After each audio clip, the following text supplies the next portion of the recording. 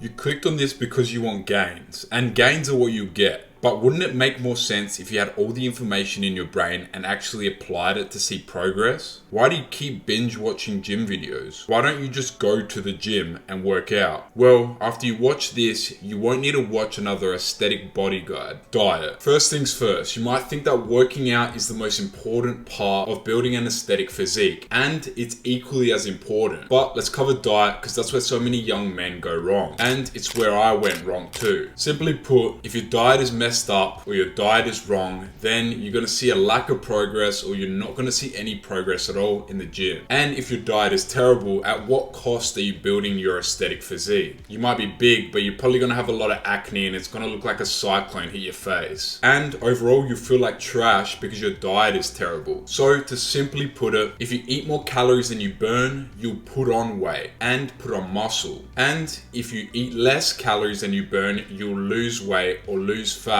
or potentially muscle. So if you want to put on a slight amount of muscle mass without looking like a chubby bastard, then you need to stay in a slight caloric surplus of around 100 to 200 calories. So what's the best way to calculate your calories? You can wake up every day and eat something different because your life and mood is controlled by the food you eat, or you can do it way easier and eat the same foods every single day for the foreseeable future, like I've done for the last few years. So that way you only have to calculate what food you eat once, and you can eat the same foods every single day. And if you want to gain muscle, all you have to do is make a small change to your diet and eat 100 to 200 calories on top of what you're already eating until you stagnate, and after that you can add another slight surplus of 100 and 200 calories and continue to repeat. Now, cardio does help you with eating, and I don't care what any of these big bodybuilders say. Most of these guys aren't even healthy anyway. They'll drink 3 Coca-Colas a day and eat 5 pizzas a day. Do cardio, whether it's a walk, a run, you go out and play football, you practice martial arts. I don't care, just do cardio, because improving your cardiovascular is very important, and it's gonna make you want to eat more too. As well as all this, eat foods that satiate your hunger. If you don't and you end up eating fast food or processed garbage, once you're done with your bulk and you decide to cut down a bit, you're still gonna crave those fast foods and that junk food, and it's gonna make it slightly harder for you to cut down those extra kilos you want to cut down on. The advice that I'm teaching you right now is the most practical from my experience. I've bulked up to 89 kg and looked like a fat lump of shit and had to cut down 10 to 12 kilos. And it doesn't feel good. You get sick of eating, you feel lethargic all the time, and your whole life revolves around eating food. Trust me, it's not that fun. So focus on gaining weight slowly over time, because you're practically going to reach your goal in the same amount of time anyway. And the bonuses are you're going to save yourself from feeling like shit, you can actually enjoy the food you eat, and you're going to save months from having to cut down all that weight. Now, if you want to ignore my diet advice, that's fine, but you're going to struggle to see much progress if you do. And finally, avoid alcohol and fast foods. This is where discipline plays a huge role, because as tempting as it is to go to the clubs and try to pull birds with your biceps popping out of your tight t-shirt, without avoiding certain things like alcohol and fast food, it's going to be extremely hard for you to see a good amount of progress. And you might end up looking like Jamal Hill and forever have a lean gut working out. Let's discuss training aesthetics versus training for strength. If you want to train for aesthetics, it's really simple. Focus on lifting for reps of 8 to 12. You can do more, but let's just stick to that range. If you're going for 1 rep maxes, use it to help you to get your reps up. So hit 4 sets of 12 or 3 sets of 12 and do your last set on the weight where you can only get 1 to 3 reps in until you hit failure. That way you can slowly increase the weight you lift and see growth in your muscles instead of only training high weight for a few reps. So focus more on using a weight where you can get 8 to 12 reps to see growth. Now, there's no one size that fits all for working out. Some people have better genetics and some people have terrible genetics. But what I can tell you are the most aesthetic muscle groups. First, we have shoulders, second, arms, third, neck,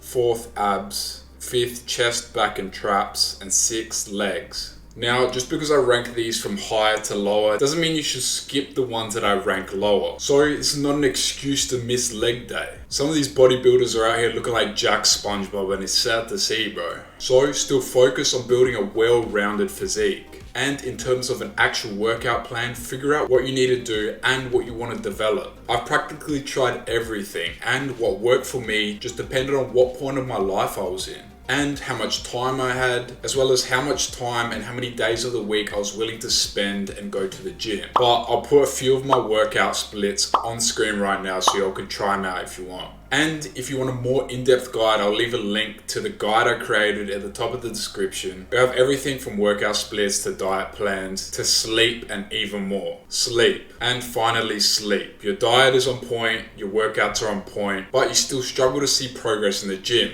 Why is that? Well, it's sleep. Sleep is very important, and it also varies from person to person. For me, I know as long as I can get 7 hours of sleep, I can function properly, and I don't need to drink coffee. But for you, you might need 8 hours of sleep and still need to drink coffee. And a big factor to why you might be getting shit sleep could be a few of these reasons. First, you keep eating foods that cause inflammation, and those foods will probably make you feel like shit when you wake up in the morning because your body doesn't recover properly. So in that case, cut back on the foods that will cause inflammation. Foods like deep fried foods, and you can do your own research. I'm not your dad, bro. As well as that, eat foods with anti-inflammatory properties. Things like blueberries and other foods of that nature. Also, eating too close to bedtime will mess you up too. So aim to eat at least 3 hours before bed and not any closer. And that's why I eat my foods during an eating window. And my eating window is usually around 6 to 8 hours, usually between 11 a.m. and 7 p.m. You can do more or less, it just depends on you. On top of all that, make sure you stay hydrated, you listen to your body, and incorporate recovery days into your routine, because rest is just as important as exercise. And finally, if you want to become even more aesthetic, my more in-depth guide to aesthetics will be at the top of the description.